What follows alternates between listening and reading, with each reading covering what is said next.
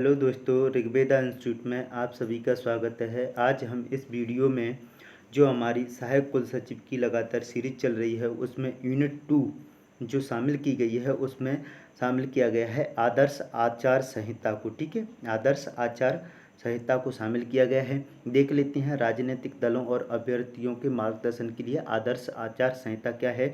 तो चलिए वीडियो को स्टार्ट करने से पहले चैनल को सब्सक्राइब, लाइक एंड शेयर जरूर करते हैं और साथ ही ऑल नोटिफिकेशन बेल आइकन को प्रेस करते हैं ताकि जो भी मैं वीडियो अपलोड करूं वो आपके पास पहुंचती रहें। तो चलिए स्टार्ट कर देते हैं। साधारण आचरण है, फर्स्ट नंबर पर क्या है? साधारण आचरण। देख लेते हैं क्या है। किसी दल या अभ्यर्थी को ऐसा कोई कार्य नहीं करना चाहिए जो विभिन्न जातियों और धार्मिक या भाषाई समुदायों के बीच विद्यमान मतभेदों को बढ़ाए या घृणा की भावना उत्पन्न करे या तनाव पैदा करे। ठीक है, यानी कि ऐसे कार्यों से क्या रहना चाहिए? दूर रहना चाहिए। ठीक है, अभ्यर्थियों को। अगला है पॉइंट, जब अन्य राजनीतिक दलों की आलोचना की जाए तो वह उनकी नीतियों और कार्यक्रमों, पूर्व रिकॉर्ड और कार्य तक ही सीमित होने चाहिए। यह भी आवश्यक है कि व्यक्तिगत जीवन के ऐसे सभी पहलुओं की आलोचना नहीं की जानी चाहिए जिनका संबंध अन्य दलों के नेताओं या कार्यकर्ताओं के सार्वजनिक क्रियाकलाप से न हो। आगे देख लेते हैं, दलों या उनके कार्यकर्ताओं के बारे में कोई ऐसी आलोचना नहीं की जानी चाहिए जो ऐसे आरोपों पर जिनकी सत्यता स्थापित नहीं हुई हो या जो तोड़ मरोड़ कर कही गई बातों पर आधारित हो। ठीक है, आगे चलते हैं। तीसरा पॉइंट है, मत प्राप्त करने के लिए जातीय या सांप्रदायिक भावनाओं की दुहाई नहीं दी जानी चाहिए। यानी कि जो राजनीतिक लोग होते हैं उन्हें अब मत प्राप्त करना है तो ना ही तो उन्हें जातीय या सांप्रदायिक भावनाओं की दुहाई नहीं देनी चाहिए लोगों को। मस्जिदों, गिरजाघरों, मंदिरों या पूजा के अन्य स्थानों का निर्वाचन प्रकार के मंच के रूप में प्रयोग नहीं किया जाना चाहिए। ठीक है भाई, आगे चलते हैं फोर्थ पॉइंट पर। ठीक है, फोर्थ पॉइंट पर चलते हैं। सभी दलों और अभ्यर्थियों को ऐसे सभी कार्यों से ईमानदारी के साथ बचना चाहिए जो निर्वाचन विधि के अधीन भ्रष्ट आचरण या अपराध हैं, जैसे कि मतदाताओं को रिश्वत देना, मतदाताओं को डराना धमकाना, मतदाताओं का प्रत्यारोपण, मतदान केंद्र के 100 मीटर के भीतर मत याचना करना, यानी कि 100 मीटर के भीतर वहाँ पर जाकर के लोगों से भाई हमें वोट दे दीजिए, ऐसी याचना नहीं करनी चाहिए। मतदान की समाप्ति के लिए नियत समय को खत्म होने वाली 48 घंटे की अवधि के दौरान, ठीक है, यानी चुनाव प्रचार कब बंद हो जाता है? 48 घंटे पहले अवधि के दौरान सार्वजनिक सभाएं करना, मतदाताओं को वाहन से मतदान केंद्रों तक ले जाना और वहां से वापस लाना, ये सारी गतिविधियां नहीं की जानी चाहिए। ठीक है, आगे है, सभी राजनीतिक दलों या अभ्यर्थियों को इस बात का प्रयास करना चाहिए कि वे प्रत्येक व्यक्ति के शांतिपूर्ण और विघ्न रहित घरेलू जिंदगी के अधिकार का आदर करें, चाहे वे उसके राजनीतिक विचारों या कार्यों के कितने ही विरुद्ध क्यों न हो। ठीक है, व्यक्तियों के विचारों या कार्यों का विरोध करने के लिए उनके घरों के सामने प्रदर्शन करने या धरना देने के तरीकों का सहारा किसी भी परिस्थिति में नहीं लेना चाहिए। ठीक है, आगे चलती हैं। किसी भी राजनीतिक दल या अभ्यर्थी को ध्वज दंड बनाने, ध्वज टांगने, सूचना चिपकाने, नारे लिखने आदि के लिए किसी भी व्यक्ति को भूमि, भवन, अहाते, दीवार आदि का उसकी अनुमति के बिना उपयोग करने की अनुमति अपने अनुयायी को नहीं देनी चाहिए। ठीक है, बहुत महत्वपूर्ण है। ठीक है, आगे चलते हैं। राजनीतिक दलों और अभ्यर्थियों को यह सुनिश्चित करना चाहिए कि उनके समर्थक अन्य दलों द्वारा आयोजित सभाओं, जुलूसों आदि में बाधाएं उत्पन्न न करें या उन्हें भंग न करें। एक राजनीतिक दल के कार्यकर्ता या शुभचिंतकों को दूसरे राजनीतिक दल द्वारा आयोजित सार्वजनिक सभाओं में मौखिक रूप से या लिखित रूप से प्रश्न पूछकर या अपने दल के पर्चे वितरित करके गड़बड़ी पैदा नहीं करनी चाहिए। किसी दल द्वारा जुलूस उन स्थानों से होकर नहीं ले जाना चाहिए जिन स्थानों पर दूसरे दल द्वारा सभाएं की जा रही हैं। एक दल द्वारा लगाए गए पोस्टर दूसरे दल के कार्यकर्ताओं द्वारा हटाए नहीं जाने चाहिए, लेकिन ऐसा वर्तमान समय में देखने के लिए मिल रहा है। लेकिन वो कहाँ पर? स्थानीय चुनावों में। ठीक है, जो सरपंची के चुनाव होते हैं उनमें ऐसा किया जाता है। ठीक है, तो ये चीज़ नहीं करनी चाहिए, क्योंकि फिर आदर्श आचार संहिता कहाँ रही। ठीक है भी। और अब देखते हैं दूसरा पॉइंट क्या है, सभाएं। अभी साधारण साधारण सामान्य चीज़ें जानकारी थी, अभी सभाओं के बारे में सेकंड पॉइंट है। ठीक है।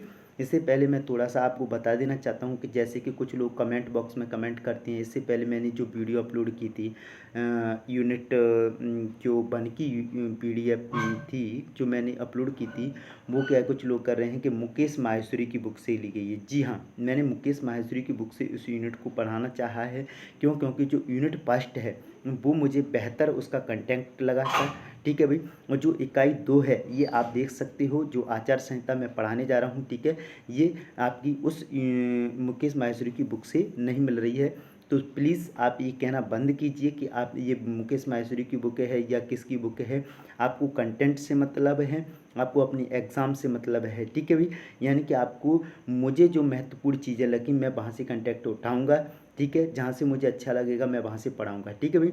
तो आप केवल अपनी एग्ज़ाम पर फोकस कीजिए, इन बातों पर कोई फोकस ना करें। ठीक है। कहाँ से क्या कंटेंट, क्योंकि आपके लिए एग्ज़ाम मायने रखता है। सो प्लीज़ आप कोई भी बुरा ना माने इन बातों का, क्योंकि ये सारी चीज़ें आपके लिए ही की जा रही हैं। कोई ये मैं अपने फ़ायदे के लिए नहीं कर रहा हूँ। मेरा भी उद्देश्य है कि आप लोगों को अच्छे से अच्छा कंटेंट प्राप्त हो। ठीक है भाई। तो चलिए देख लेते हैं आगे सभाएँ। ठीक है। दल या अभ्यर्थी को किसी प्रस्तावित सभा के स्थान और समय के बारे में स्थानीय प्राधिकारियों को उपयुक्त समय पर सूचना दे देनी चाहिए, ताकि वे यातायात को नियंत्रित करने और शांति तथा व्यवस्था बनाए रखने के लिए आवश्यक इंतजाम कर सकें। ठीक है। दूसरा पॉइंट है, दल या अभ्यर्थी को उस दशा में पहले ही यह सुनिश्चित कर लेना चाहिए कि उस स्थान पर जहां सभा करने का प्रस्ताव है कोई निर्बंधतात्मक या प्रतिबंधात्मक आदेश लागू तो नहीं है। यानी कि यह निश्चित कर लेना चाहिए कि जिस क्षेत्र में हम सभा करने जा रहे हैं वहाँ पर कोई प्रतिबंध तो नहीं लगा हुआ है। ठीक है। ऐसा आदेश तो पारित नहीं हुआ है उस क्षेत्र में, तभी हमें वहाँ पर क्या करनी चाहिए, सभाएं करनी चाहिए। ऐसे यदि ऐसे आदेश लागू हों तो उनका कड़ाई के साथ क्या किया जाना चाहिए, पालन किया जाना चाहिए। ठीक है। यहाँ पर अपनी राजनीतिक शक्ति का प्रयोग नहीं करना चाहिए, क्योंकि भाई तब आदर्श आचार संहिता का क्या हो जाएगा, उल्लंघन हो जाएगा। ठीक है। यदि ऐसे आदेशों से कोई छूट अपेक्षित हो तो उसके लिए समय से आवेदन करना चाहिए और छूट प्राप्त कर लेनी चाहिए। ठीक है।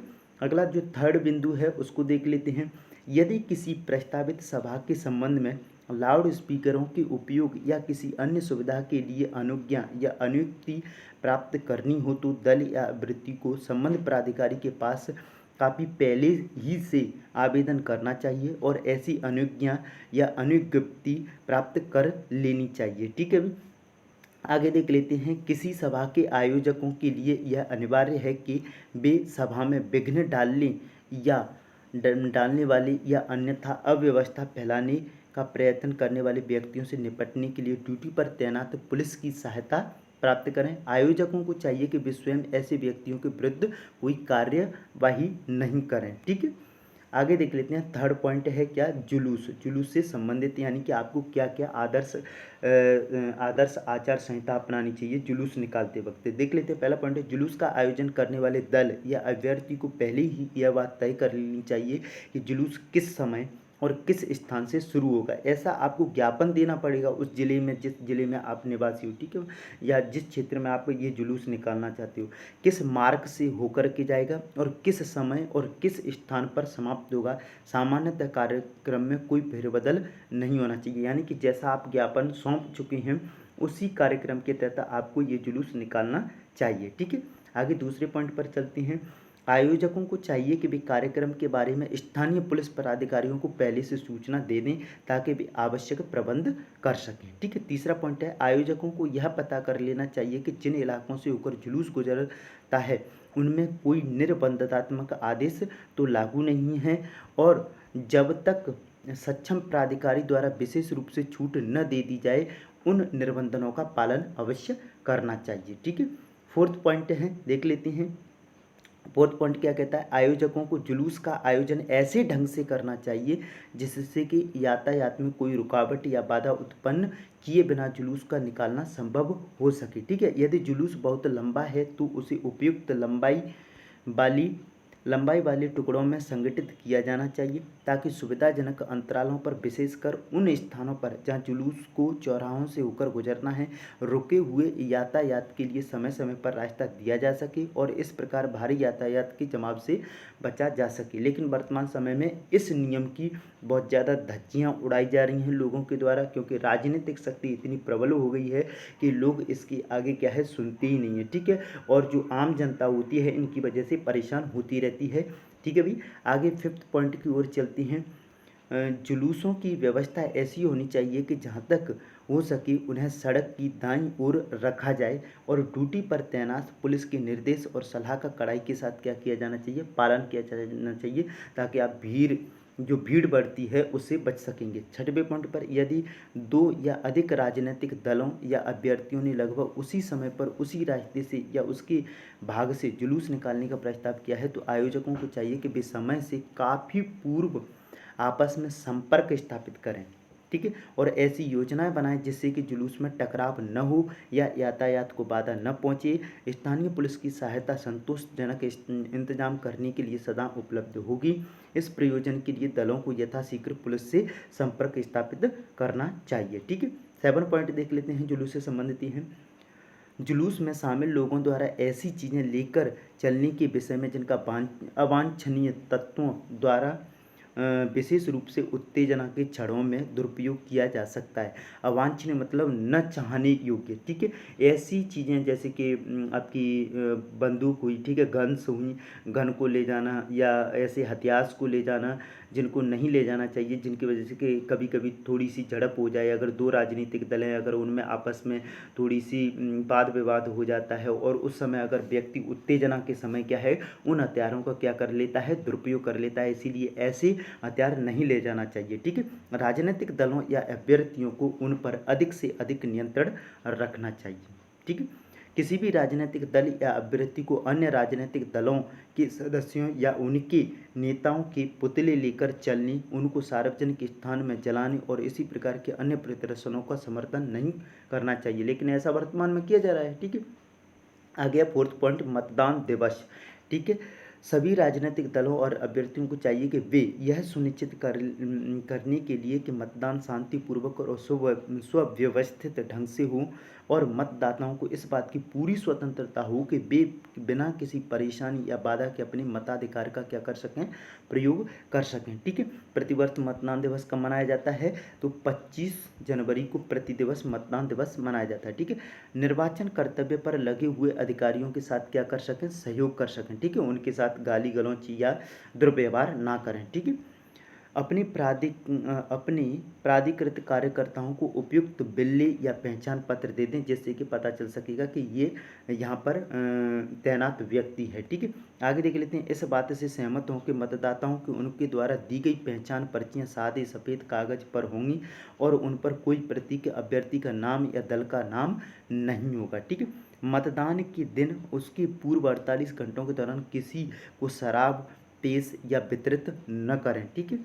अगला है, राजनीतिक दलों या अभ्यर्थियों द्वारा मतदान केंद्रों के निकट लगाए गए कैंपों के नज़दीक आवश्यक भीड़ इकट्ठी न होने दें जिससे दलों या अभ्यर्थियों के कार्यकर्ताओं या शुभचिंतकों को आपस में मुकाबला और तनाव न हो पाए, ठीक है। यानी कि दोनों राजनीतिक दलों के अभ्यर्थियों को वहाँ पर खड़ा न हो सके, क्योंकि अगर कोई भी थोड़ी सी ऊंच नीच होती है या कोई भी दिक्कत होती है, परेशानी होती है, तो वो आपस में लड़ने के लिए क्या है दिक्कत पैदा कर सकती हैं, ठीक है। आगे देखते हैं। यह सुनिश्चित करें कि अभ्यर्थियों के कैंप साधारण हों, उन पर कोई पोस्टर, झंडे, प्रतीक या कोई अन्य प्रचार सामग्री प्रदर्शित न की जाए। कैंपों में खाद्य पदार्थ पेश न किए जाएं और भीड़ न लगाई जाए, यानी कि जहां पर मतदान चल रहा है वहां पर ऐसे खाद्य पदार्थ पेश न किए जाएं, भीड़ न लगाई जाए, ऐसे कार्य आपको करने हैं, ठीक है। आगे देख लेते हैं। अगला पॉइंट है, मतदान के दिन वाहन चलाने पर लगाए जाने वाले निर्बंधों का पालन करने पर प्राधिकारियों के साथ सहयोग करें और वाहनों के लिए परमिट प्राप्त कर लें और उन्हें उन वाहनों पर ऐसे लगा दें जिससे ये साफ साफ दिखाई देते रहें कि हाँ आपने परमिट पहले से ही प्राप्त कर लिया है वाहन चलाने के लिए। अगला है मतदान केंद्र। मतदान केंद्र यानी मतदान केंद्र पर क्या मतदाताओं के सिवाय कोई भी व्यक्ति निर्वाचन आयोग द्वारा दिए गए विधि मान्य पास के बिना मतदान केंद्रों पर प्रवेश नहीं करेगा। यानी कि जिन लोगों को अथॉरिटी दी गई है वहाँ पर रहने के लिए, उनके अलावा और मतदाताओं के अलावा मतदान केंद्र पर कोई भी उपस्थित नहीं होना चाहिए। ठीक है, आगे है प्रेक्षक। प्रेक्षक देख लेते हैं कौन। निर्वाचन आयोग प्रेक्षक नियुक्त कर रहा है यदि निर्वाचनों के संचालन के संबंध में अभ्यर्थियों या उनके अभिकर्ताओं को कोई विशिष्ट शिकायत या समस्या हो तो ये इसकी सूचना किसको दे सकते हैं, प्रेक्षक को दे सकते हैं। प्रेक्षक उस समस्या को आगे फॉरवर्ड करेगा। ठीक है, सत्ताधारी दल को चाहे वे केंद्र में हों या संबंधित राज्य या राज्यों में हों, यह सुनिश्चित करना चाहिए कि यह शिकायत करने का कोई मौका न दिया जाए कि उस दल ने अपने निर्वाचन अभियान के प्रयोजनों के लिए अपनी सरकारी पद का क्या किया है, प्रयोग किया। और विशेष रूप से देखिए यहाँ पर क्या क्या चलेगा। विशेष रूप से नंबर 1, मंत्रियों को अपने शासकीय दौरों को निर्वाचन से संबंधित प्रचार के साथ नहीं जोड़ना चाहिए और निर्वाचन के दौरान प्रचार करते हुए शासकीय मशीनरी अथवा कार्मिकों का प्रयोग नहीं करना चाहिए। यानी शासकीय कर्मचारी है ना, उनका प्रयोग नहीं करना चाहिए उस दौरान। सरकारी विमानों, गाड़ियों सहित सरकारी वाहनों, मशीनों, कार्मिकों, सत्ताधारी दल के हित को बढ़ावा देने के लिए प्रयोग नहीं किया जाना चाहिए। ठीक है, यानी कुछ लोग करते हैं कि वर्तमान में इसकी गवर्नमेंट है भाई, जैसा नहीं करेंगे तो वो कुछ भी कर सकते हैं, लेकिन ऐसा नहीं करना चाहिए। अगला है सत्ताधारी दल को चाहिए कि वह सार्वजनिक स्थान जैसे मैदान इत्यादि पर निर्वाचन सभाएं आयोजित करने और निर्वाचन के संबंध में हवाई उड़ानों के लिए हेलीपैडों का इस्तेमाल करने के लिए अपना एकाधिकार न जमाए। ऐसे स्थानों का प्रयोग दूसरे दलों या अभ्यर्थियों को भी उन्हीं शर्तों पर करने दिया जाए जिन शर्तों पर सत्ताधारी दल उनका क्या करता है, प्रयोग करता है। लेकिन इस नियम की भी क्या है, कुछ अवहेलना की जा रही है। ठीक है, आगे देख लेते हैं। सत्ताधारी दल या उसके अभ्यर्थियों को विश्राम गृहों, डाक बंगलों या अन्य सरकारी आवासों पर एकाधिकार नहीं होगा और ऐसे आवासों का प्रयोग निष्पक्ष तरीके से करने के लिए अन्य दलों और अभ्यर्थियों को भी अनुमति होगी। लेकिन दल या अभ्यर्थी ऐसे आवासों का इनके साथ संलग्न परिसरों सहित प्रचार कार्यालयों के रूप में या निर्वाचन प्रचार के लिए कोई सार्वजनिक सभा करने की दृष्टि से प्रयोग नहीं करेगा या प्रयोग करने की अनुमति नहीं दी जाएगी। ठीक है, आगे देख लेते हैं। निर्वाचन अवधि के दौरान सत्ताधारी दल के हितों को अग्रसर करने की दृष्टि से उनकी उपलब्धियां दिखाने के उद्देश्य से राजनीतिक समाचारों तथा प्रचार की पक्षपातपूर्ण ख्याति के लिए सरकारी खर्चे से समाचार पत्रों या अन्य माध्यमों से ऐसे विज्ञापनों का जारी किया जाना, सरकारी जन माध्यमों का दुरुपयोग ईमानदारी से बिल्कुल बंद होना चाहिए। अगला पॉइंट है, मंत्रियों अन्य प्राधिकारियों को उस समय जब से निर्वाचन आयोग द्वारा निर्वाचन घोषित किए जाते हैं विवेकाधीन निधि से अनुदानों अदायगियों को स्वीकृति नहीं दी जानी चाहिए। यानी कि ऐसा नहीं है कि जब निर्वाचन चल रहा है, ठीक है, और उस समय मंत्री हैं या अन्य प्राधिकारी हैं, उनको सरकार की क्या है, अनुदान प्रदान नहीं की जानी चाहिए सरकार के द्वारा, क्योंकि उस समय भाई पता नहीं है कि आपकी गवर्नमेंट रहेगी या नहीं रहेगी। ठीक है, तो ऐसा नहीं करना चाहिए। आगे देख लेते हैं। मंत्री और अन्य प्राधिकारी उस समय से जब से निर्वाचन आयोग द्वारा निर्वाचित घोषित किए जाते हैं। नंबर 1, क्या किसी भी रूप में कोई भी वित्तीय मंजूरी या वचन देने की घोषणा नहीं करेंगे अथवा लोक सेवकों को छोड़कर किसी भी प्रकार की परियोजना अथवा स्कीमों के लिए आधारशिलाएं आदि नहीं रखेंगे। ठीक है, सड़कों के निर्माण का कोई वचन नहीं देंगे, पीने की पानी सुविधाएं नहीं देंगे आदि या शासन सार्वजनिक उपक्रमों आदि में ऐसी कोई भी तदर्थ मतलब कुछ समय के लिए नियुक्ति न की जाए जिससे सत्ताधारी दल के हित में मतदाता प्रभावित हों, यानी कि उसको करने के लिए मजबूर हो जाए। टिप्पणी दे रखी है, आयोग किसी भी निर्वाचन की तारीख की घोषणा इस प्रकार करेगा जो ऐसे निर्वाचनों के बारे में जारी होने वाली अधिसूचना की तारीख से सामान्यतः 3 सप्ताह से अधिक नहीं होगी। ये पॉइंट बहुत ध्यान देने योग्य है। आयोग किसी भी निर्वाचन की तारीख की घोषणा इस प्रकार करेगा, कोई भी निर्वाचन है और इस प्रकार करेगा जो ऐसे निर्वाचनों के बारे में जारी होने वाली अधिसूचना की तारीख से, ठीक है, अधिसूचना 3 सप्ताह से अधिक नहीं होगी। ठीक है, केंद्रीय या राज्य सरकार के मंत्री, अभ्यर्थी या मतदाता अथवा प्राधिकृत अभिकर्ता की अपनी हैसियत को छोड़कर किसी भी मतदान केंद्र या घटना स्थल पर प्रवेश नहीं करेंगे। ठीक है, निर्वाचन घोषणा पत्रों पर दिशा निर्देश देख लेते हैं क्या है। उच्चतम न्यायालय ने 2008 यानी एस सुब्रमण्यम बालाजी बनाम तमिलनाडु सरकार में इस निर्णय में क्या है, उच्चतम न्यायालय ने 2008 में की विशेष अनुमति याचिका सिविल संख्या 21455 में दिनांक 5 जुलाई 2013 को अपने निर्णय में यह निर्देश दिया था कि भारत निर्वाचन आयोग सभी मान्यता प्राप्त राजनीतिक दलों के परामर्श से निर्वाचन घोषणा पत्रों की विषय वस्तु के संबंध में दिशा निर्देश तैयार करे। कौन? भारत निर्वाचन आयोग राजनीतिक दलों के परामर्श से निर्वाचन घोषणा पत्रों की विषय वस्तु कौन तैयार करेगा? भारत निर्वाचन आयोग तैयार करेगा। लेकिन यह निर्णय कब दिया गया? उच्चतम न्यायालय ने 2008 में। कब दिया? तो 5 जुलाई 2013 को अपना निर्णय दिया था। ठीक है, और ये मामला कब से? 2008 में लगा था। कब? सुब्रमण्यम बालाजी ने ऐसी याचिका दायर की थी तमिलनाडु सरकार के खिलाफ। ठीक है, तब 5 जुलाई 2013 को उच्चतम न्यायालय ने इस निर्देश को दिया था। निर्णय में उल्लिखित हुए मार्गदर्शक सिद्धांत जो ऐसे दिशा निर्देशों को बनाने में सहायक होंगे नीचे दिए गए हैं। ठीक है, कौन कौन होगा देख लेते हैं।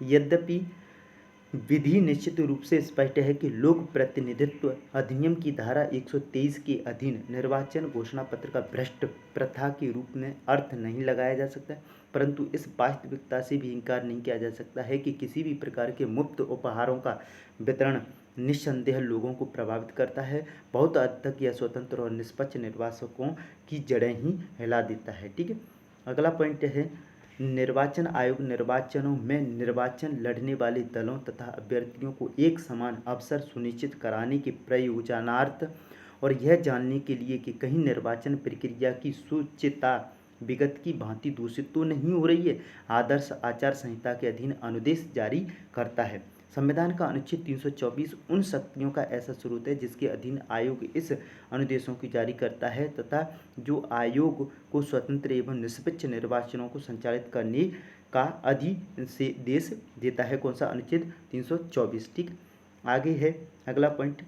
हम इस वास्तविकता से परिचित हैं कि सामान्यतः राजनीतिक दल अपना निर्वाचन घोषणा पत्र निर्वाचन की तारीख की घोषणा से पहले क्या कर सकते हैं? जारी कर सकते हैं, उसके बाद नहीं कर सकते, क्योंकि फिर तो स्पष्ट कहा जाए तो उस परिदृश्य में भारत निर्वाचन आयोग के पास ऐसे किसी कार्य को विनियमित करने का कोई अधिकार नहीं है जो निर्वाचनों की तारीख की घोषणा से पहले किया गया हो। हालांकि निर्वाचन घोषणा पत्र का सीधा संबंध निर्वाचन प्रक्रिया से होता है, अतः इस संबंध में अपवाद बनाया जा सकता है। ठीक है, आगे देख लेते हैं। माननीय उच्चतम न्यायालय से उपरोक्त निर्देश प्राप्त करने पर भारत निर्वाचन आयोग ने इस मामले में परामर्श करने के लिए मान्यता प्राप्त राष्ट्रीय तथा राज्य राजनीतिक दलों के साथ बैठक आयोजित की और इस मामले में उनके परस्पर विरोधी विचारों को नोट कर लिया। ठीक है, आगे देख लेते हैं। ये बहुत ज़्यादा महत्वपूर्ण नहीं है। ठीक है, और ठीक है, आदर्श आचार संहिता जो महत्वपूर्ण थी वो पॉइंट अपनी कंप्लीट हो चुकी हैं। ठीक है, अगर आप इनको भी देखना चाहते हो तो यहाँ से आप स्क्रीनशॉट ले सकते हो पेज नंबर 6 की। ठीक है, पहला स्क्रीनशॉट और ये आपका सेकंड स्क्रीनशॉट हो जाएगा। ठीक है, ठीक है भाई। तो ये हमारी जो यूनिट 2 है उसकी आपकी जो यूनिट 2 है उसमें आदर्श आचार संहिता को जोड़ा गया है, वो हमारी कंप्लीट हो जाती है। ठीक है भाई, वीडियो देखने के लिए धन्यवाद। जय हिंद, जय भारत।